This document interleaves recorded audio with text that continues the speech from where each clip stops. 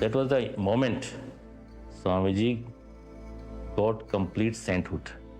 जिस प्रकार से गौतम बुद्ध को बोधित्व प्राप्त हुआ था, स्वामी विवेकानंद को खेतड़ी के इस राजभवन में पूर्ण संतत्व प्राप्त हुआ।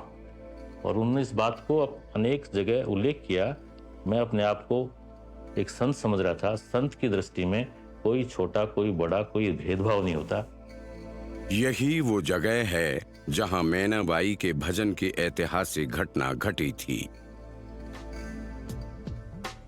भारत की सबसे प्राचीन पर्वत श्रृंखला अरावली की खूबसूरत पहाड़ियों में बसा ये छोटा सा कस्बा खेतड़ी है।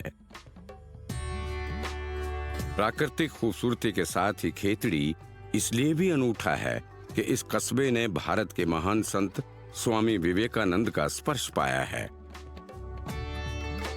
खेतड़ी के राजा अजीत सिंह और स्वामी विवेकानंद की मित्रता की कहानियां खेतड़ी के कण कण में समाई हुई हैं और उनकी मित्रता का जीता जागता उदाहरण है रामकृष्ण मिशन का ये सुंदर भवन फतेह विलास पैलेस, जो बड़े ही शान से राजस्थान की राजशाही संस्कृति और आधुनिकता को समेटे हुए हर किसी को अपनी ओर आकर्षित कर रहा है।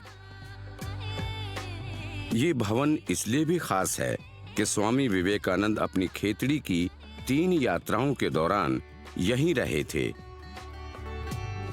इसे बनवाया था खेतड़ी के राजा फतेह सिंह ने, जिनके नाम पर इस महल का नाम रखा गया फतेह विलास पैलेस।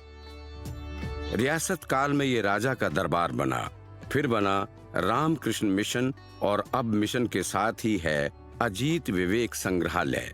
तकरीबन 10 वर्ष चले जीर्णोद्धार के बाद Raja Bahadur Sardar Singh, the grandson of Raja Ajit Singh, donated the Fateh Vilas Palace to the Ramakrishna Mission in 1958.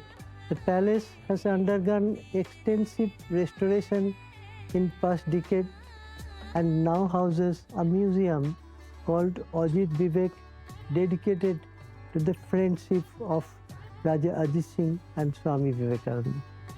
आइए इस अद्भुत संग्रहालय के गलियारों में घूमते हुए हम ले चलते हैं आपको इतिहास के झरोखों में और अनुभव करवाते हैं वक्त की कलम से लिखी हुई खेतड़ी और स्वामी विवेकानंद की दास्तान को, कि कैसे ये 2 विभूतियां जो 2 बिल्कुल अलग पृष्ठभूमि से थे, उनका इतना अटूट घनिष्ठ संबंध बना जो हमेशा के लिए कालजयी हो गया।